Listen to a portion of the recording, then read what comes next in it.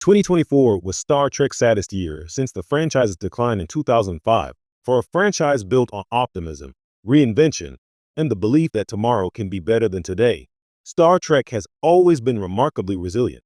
It has survived cancellation, long gaps between productions, tonal misfires, and even outright mockery, only to return with renewed purpose. That's why 2005, the year Star Trek Enterprise ended and the franchise went dark, remains such a painful benchmark for fans. Nearly 2 decades later, 2024 unexpectedly joined that same emotional category, becoming the saddest year Star Trek has experienced since its last great decline. What makes 2024 sting isn't a single failure, but a convergence of endings, uncertainty, and missed momentum. In 2005, Star Trek vanished because audiences had grown tired of it. In 2024, it felt like Star Trek was pulled away just as it was finding its balance again. The most devastating blow came with the quiet dismantling of Star Trek's television future. Star Trek Discovery, the show that resurrected the franchise in 2017 and proved that modern Trek could exist at all, ended not with a celebratory victory lap, but with a rushed final season. Regardless of how divisive Discovery could be, its importance was undeniable. It walked so every modern series could run.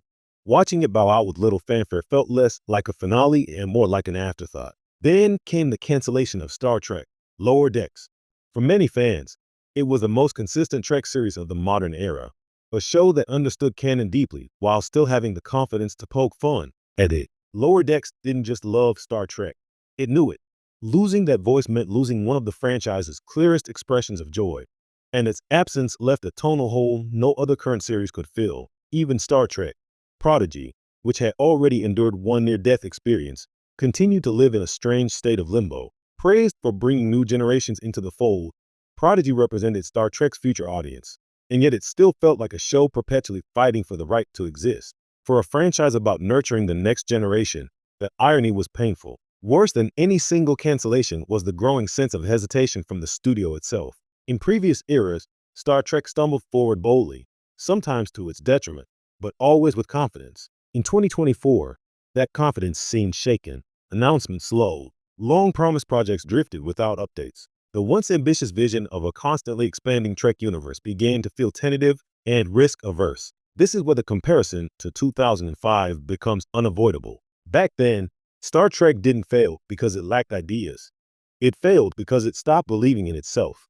2024 carried that same uneasy energy, not of creative bankruptcy, but of institutional doubt. What makes the year especially heartbreaking is that Star Trek was still producing some of its best work. Strange New Worlds continued to prove that classic episodic storytelling could thrive in a modern landscape. Character-driven stories, moral dilemmas, and genuine wonder were all still there. The franchise hadn't lost its soul. It just seemed to lose its momentum. That's why 2024 hurts more than a bad movie or a poorly received season ever could. It wasn't loud failure. It was quiet retreat. If